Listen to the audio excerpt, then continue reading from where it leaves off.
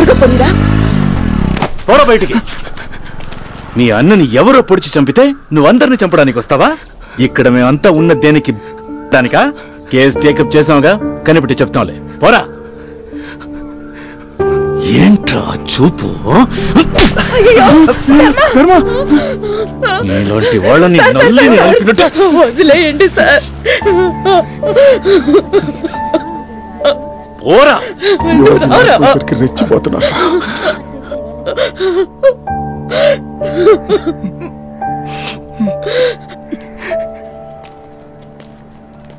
తమ్ముడి మీద బండెక్కించిన వాడిని యోగి స్టేషన్లోనే పట్టుకుని కొట్టాడు. ఏవో పాత పగలుండుండొచ్చు. పోలీసులు ఎంక్వైరీ చేస్తున్నారు. కానీ పార్టీకి ఉన్న చెడ్డ పేరు పోవాలంటే అచ్చం వాడిలా ఉన్న వాడి తమ్ముడిని మన క్యాండిడేట్ గా ప్రకటించాలి. రాజకీయంలో సింపతికి మించిన ఆయుధం ఇంకొకటి లేదుగా. యోగి వాళ్ళమ్మతో మీరు మాట్లాడితే ఒప్పుకుంటుంది అయ్యగారు.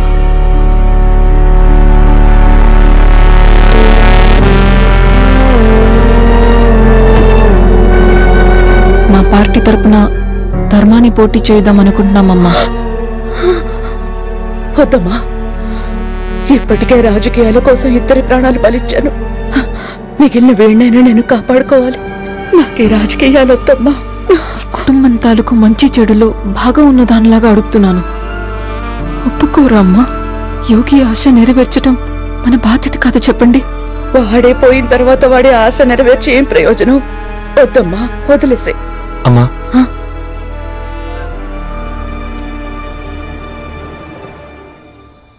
నేను నిలబడతానమ్మా. ధర్మా, నీకేం తెలీదు. నువ్వు మాట్లాడకుండా ఉండు. నాకు అన్నీ తెలుసమ్మా. నేను నిలబడతాను. రే, నా మాట వినవా? నా మాట వినవా? నిన్ను కూడా పోగొట్టుకున్న అనాథగా మిగలాలా? లోపలికి పోరా. నేను నిలబడతానమ్మా. రే, మీ నాన్న మీ అన్నయ్య నా మాట వినకుండా మనల్ని ఒంటరి వాళ్ళని చేసి వెళ్ళిపోయారా?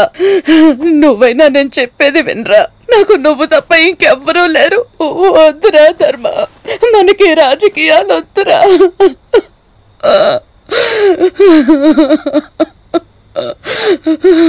నేను నిలబడతాను.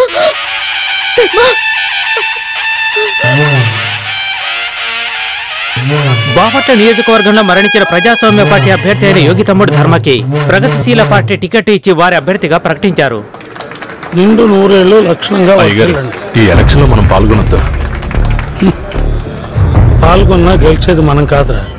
మర్చిపోకుండా కొవ్వొత్తికే మీరు ఓటు వేయాలి. ఈ పితికిన పాల మీద ఒట్టేసి చెప్తున్నా, మా ఓటు ధర్మాకే. నమస్కారం అమ్మా. వస్తానమ్మా. అన్నా అన్నా నమస్తే అన్నా. మన గుర్తుకు మర్చిపోకుండా ఓటేనన్నా. అన్నా, ఈ స్టాండ్ పెట్టుకోవడానికి కారణమే యోగి. ఇప్పుడు చెప్పన్నా, ఓటు ఎవరికి వేయాలి? తినామాలు ఇటారా. నేను అప్పుడే చెప్పాను వాపస్ తీసుకోమని. గెలిచేది వాడు, మనం ఎందుకు అనవసరంగా డిపాజిట్ వేస్ట్ చేసుకోవాలి? సార్, మొత్తం 23 మంది ఇండిపెండెంట్లు, అందులో 22 మంది ఎందుకు డిపాజిట్లు కోల్పోవాలని వాపస్ తీసుకున్నారు. ఇక మిగిలిన అభ్యర్థి ఒకే ఒకరు. సార్, ఇండిపెండెంట్ ని వాపస్ తీసుకోవాలి.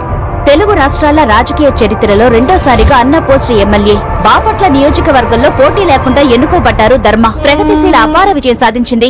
పార్టీ తరఫున రుద్రకు హృదయపూర్వక అభినందనలు తెలియజేస్తున్నాను. ఇంత పెద్ద విజయాన్ని చేకూర్చినందుకు ఈ అభినందన చాలదు సీఎం గారు. మరి ఏం కావాలో చెప్పు. పార్టీ హైకమాండ్ సెలెక్ట్ చేయబోయే రాజ్యసభ ఎంపీ 5 మందిలో నా పేరు కూడా ఉంటే ఇంకా సంతోషంగా ప్రజాసేవ చేయగలను. ఆ అర్హత నాకు లేదనుకుంటే నన్ను క్షమించండి సీఎం గారు. గురి చూసి కొట్టిందే దెబ్బ.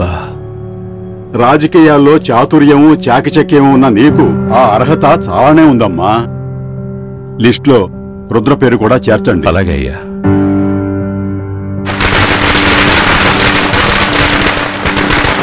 రాజ్యసభ ఎంపీగా పదవి పొంది ఈ రోజు బాపట్లకి విచ్చేస్తున్న కుమారి రుద్ర గారికి స్వాగతం సుస్వాగతం పలుకుతున్నాం.